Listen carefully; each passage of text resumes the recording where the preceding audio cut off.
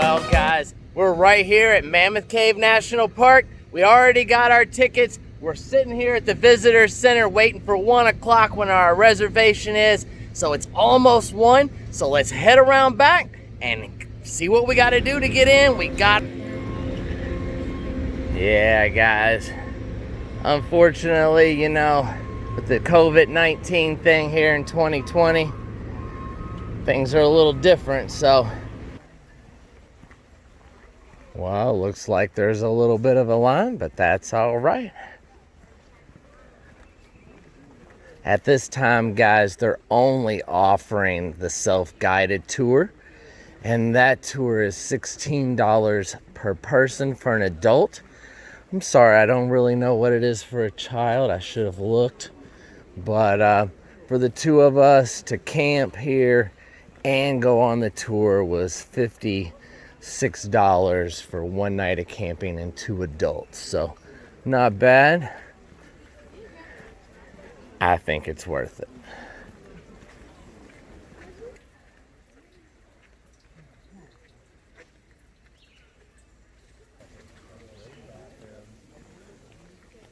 All right, Steph's gonna take our tickets.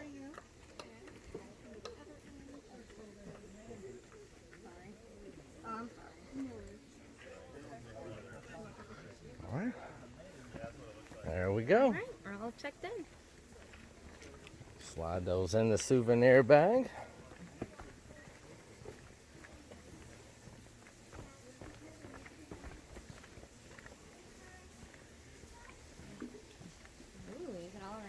Feel the difference. Yeah, it's like 10 degrees cooler just coming around that curve. Right?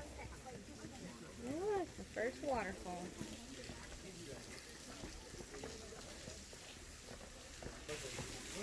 Wow, guys. All right.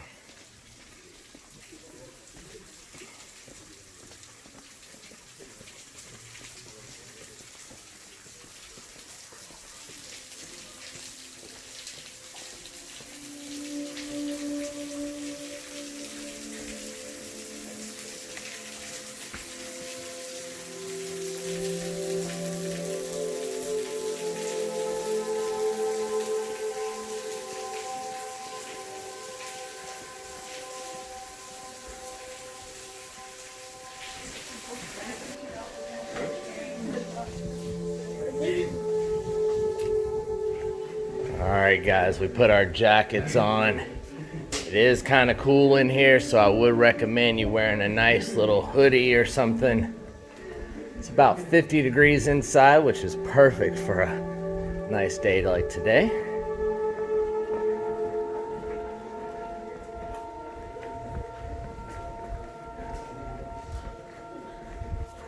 And we're just gonna kind of walk you through the cave here. As we descend into the darkness, there will be rangers along the way that will be doing little things, so we'll be able to check that out. As you can see, there's like some soft Mood lighting. Yeah, all the way through here, which is really cool.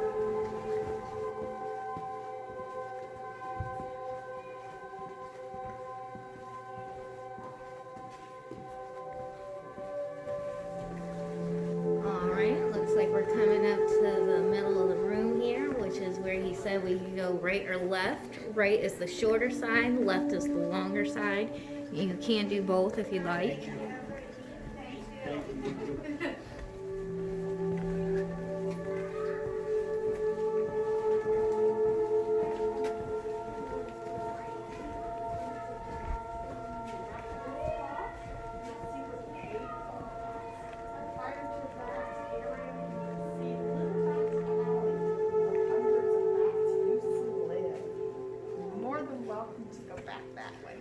Right? Hello. Hello. Are you with them? No. Oh, okay. So if you guys want to go off to the left. All right, that works. That's going to take you back to the tuberculosis hospital. All righty, that works. Thank you. What?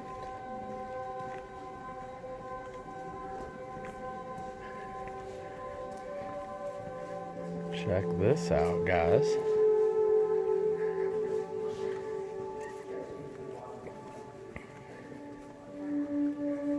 pretty cool.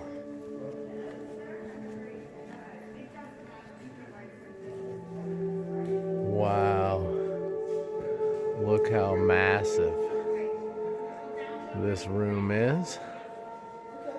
Very, very interesting. This is pretty big. It's like an underground mall down here. So guys, this Mammoth Cave is 400 miles. It is the world's largest cavern system. Okay, a lot larger than a mall. Yeah, a lot But larger. these rooms are huge. Huge. And like I was saying, parts of it are closed due to the COVID-19, but here's some more structures. Maybe we'll get a little story here.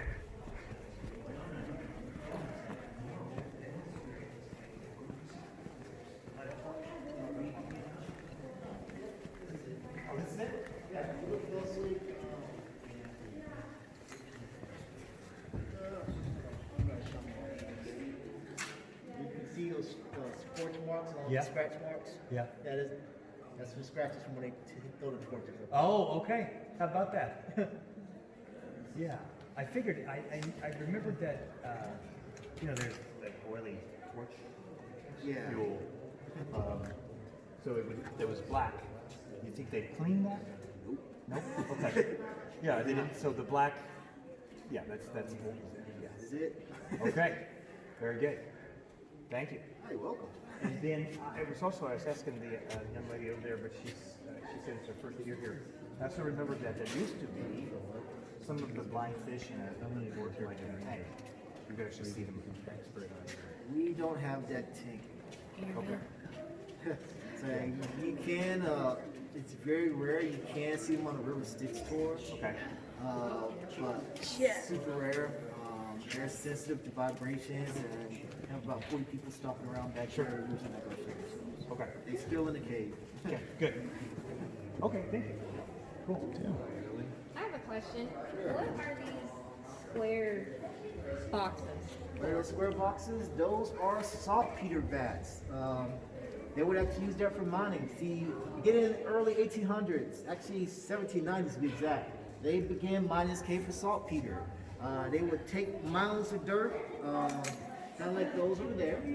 They'll put them into the saltpeter vats you see there. They will pump it with water to leach out the nitrates. Then they will take that take the nitrates back out and convert that into saltpeter, which can be used as gunpowder. So that is what those squares are all about. All right. Saltpeter and sugar makes All the So- pilots. Oh, sorry. I was gonna say, so I kind of caught the end of the torches. Like, yes. what was that in celebration of when a mission was done? No, that was just a guy showing off back in the 70s. Okay. Yep, other scratch marks. Now, traditionally, the guys would just throw torches up there just to show like how dark it is and what a torch looks like in a dark cave. So you still got the scorch and scratch marks from those torches up there. Thank you, thank you. Hi, welcome. The big piles of rock coming down the first part of the cave, is that part of the mining operation? The big piles of rock. Yeah. Or is No, that that's just natural breakdown. Okay. Cool. Yeah. Look at it. Yeah. Come here.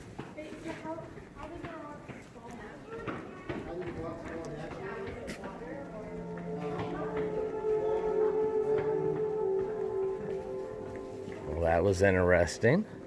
Yeah, so they probably did find whatever ways to make money that they could from the minerals down here. Yep. And like he said, they would grind up all the rocks and they would actually make gunpowder out of that. So that's very interesting.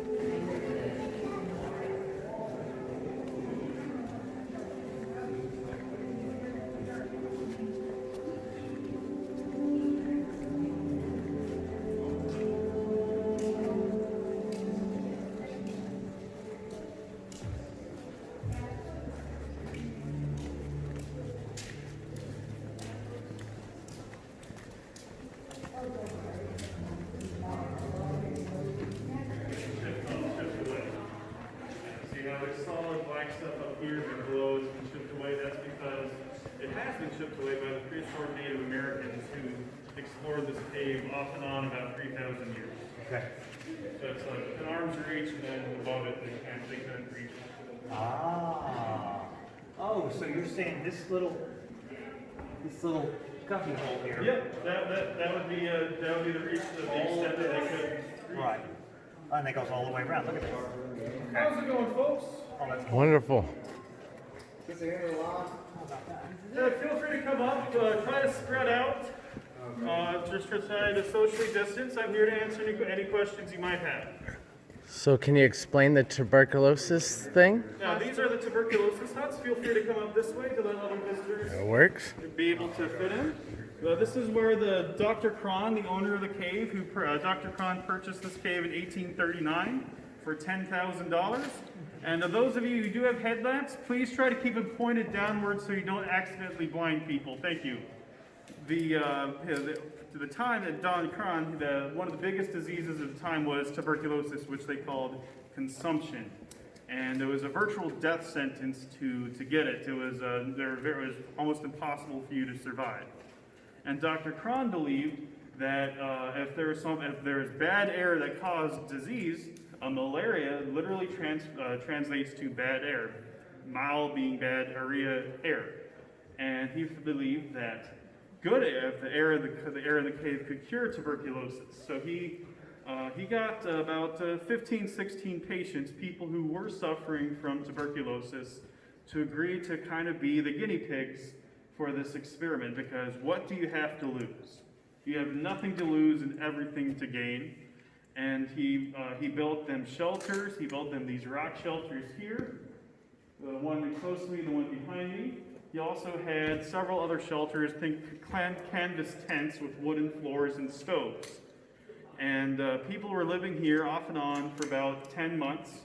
People would live in the cave for about 2 to 3 months before they just could no longer handle it anymore.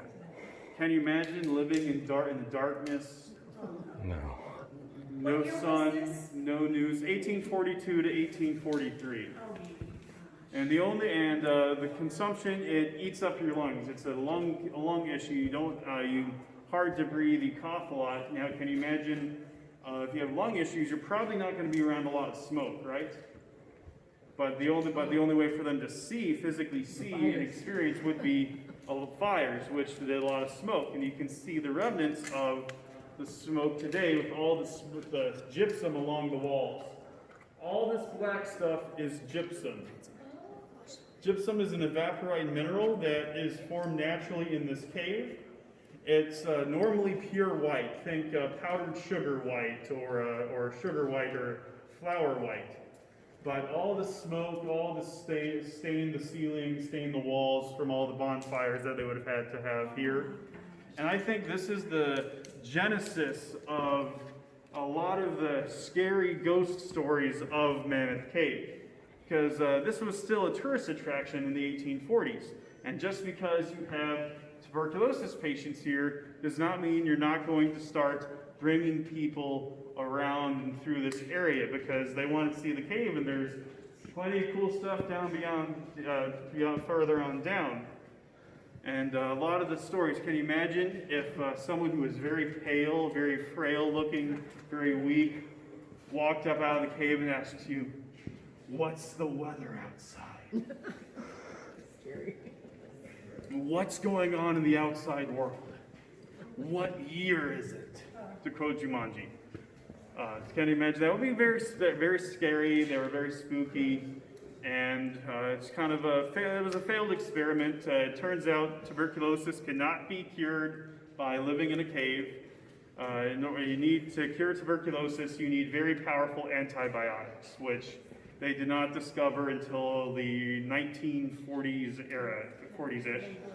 And some of the other quote-unquote cures for tuberculosis were a little extreme. If you think living in a cave is extreme, here's my personal favorite. So they thought that, okay, you have trouble breathing, so we need to increase your lung capacity. How do we increase your lung capacity? We need to make your bed more space for your lungs to expand, so let's cut out some ribs. No anesthesia, with very little anesthesia, and anesthesia was at the very earliest use of this time. I've had open heart surgery, folks. It's painful. You don't want to do it. And if my choice was living in a cave or having surgery like that, I'm going to live in the cave every single time.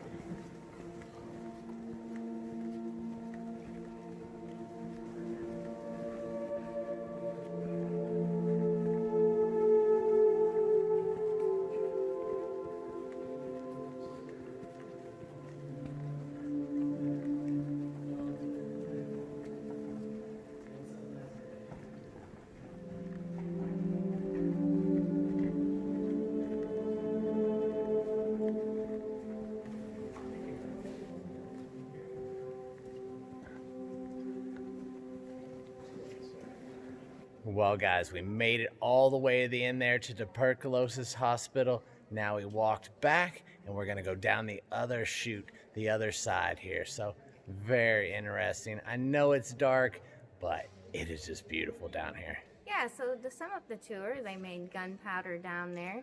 It's been having tours since the 1800s. The longest person to get lost down here was 39 hours. Right. And that this used to be a tuberculosis hospital to see if they could find the cure about tuberculosis or even learn about it even more.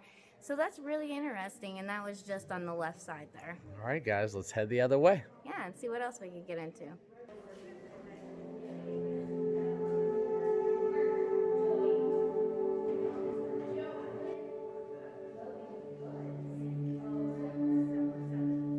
Let's head down the other side.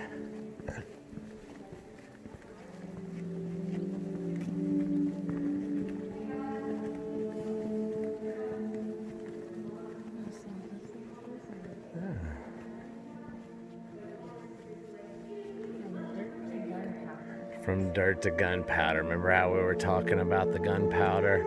Here explains it, guys. You can pause that maybe and see it. I know the light's a little weird, but pretty interesting.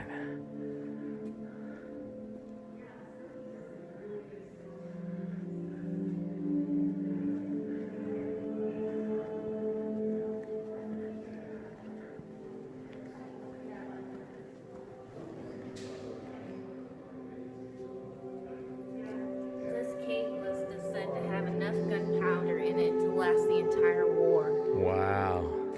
All right.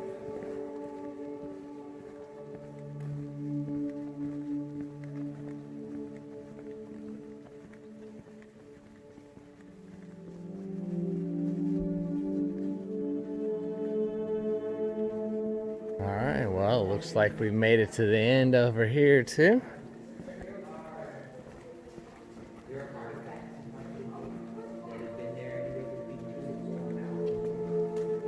Sit right there on the side of the cave that you haven't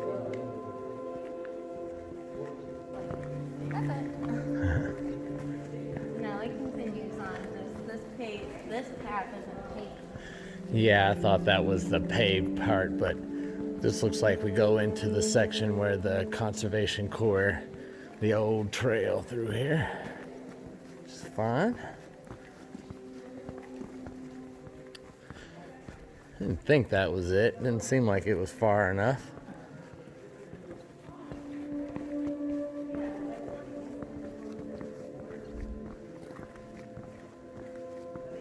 Like I said, guys, sorry I don't have my nice camera. We'll be getting that fixed soon. Alright, let's walk up this way. A little overlook. I hear water. Lookout Mountain. And water is how most of this cave was formed, Pretty much. by seeping in through the cracks. Check that out. This Wow. marks the end of the cave passage. If the large pile of rocks at the end were excavated away, you could see the small valley on the other side. Originally, this large section of cave was much larger, but the weathering and erosion had formed the valley outside to the body of the cave, resulting in the passage collapsing. Right there. You see it in the picture. Alright, guys. Wow. So that was to the outside world right there.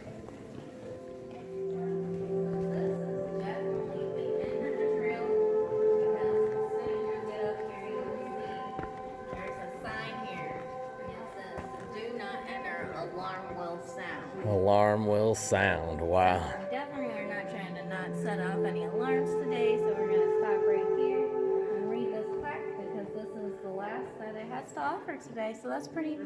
I enjoyed this. I learned a lot. I did too. The Mammoth Cave Mushroom Company formed in August 1881, inspired by the mushroom industry as the Paris camcods. The company rented a part of the ambient avenue to farm mushrooms. Close to the cave entrance, the half-mile avenue seemed to be a little too much for the bats and everything to swarm in here. So there's that. Pretty cool.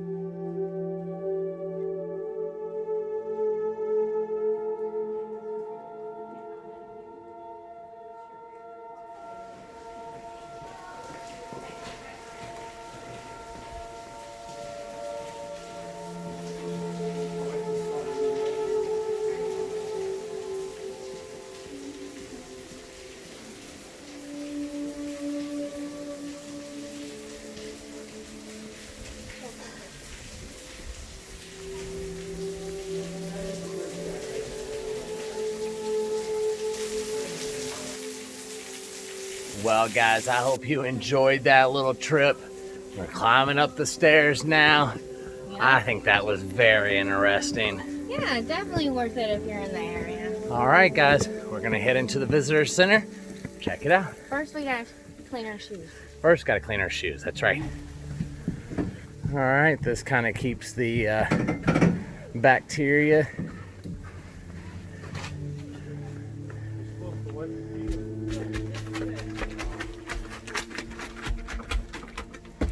All right, that works. All right, guys, head on back up.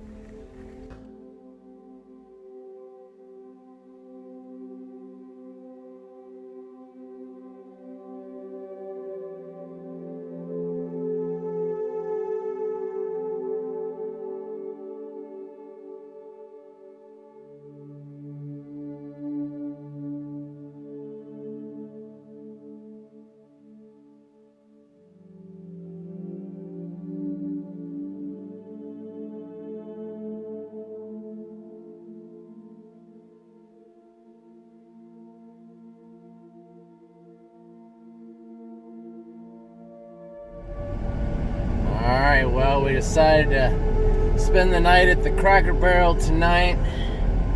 Get some work done. Videos out for you guys. Before we keep pushing more north.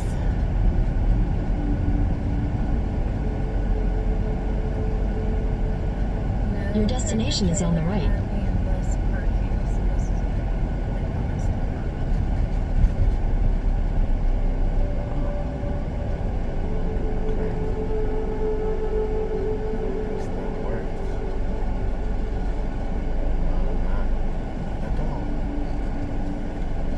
Well, we decided to stop right here at the Long John Silver's in the A&W. Get a little dinner, even though we laid some stuff out to eat tonight. This sounded really good. They got a couple pieces, 3 pieces of fish, 6 shrimp, fries, slaw. Can't beat it, right, babe? Nope. All right, guys. It's been a long time since we've seen a Long John Silver. There- So we yeah. like to stop when you know, they're few and far between. Yeah, absolutely. All right, guys. I think we're going to end the video right here. Park at the Cracker Barrel for the night. Thanks for watching. Please like, comment, and subscribe. check us out on Patreon and Instagram. Hit the bell for more notifications. And we'll see you in the next one. Have a good night, guys. Thanks so much for watching. Yummy, yummy, yummy. I love the shrimp.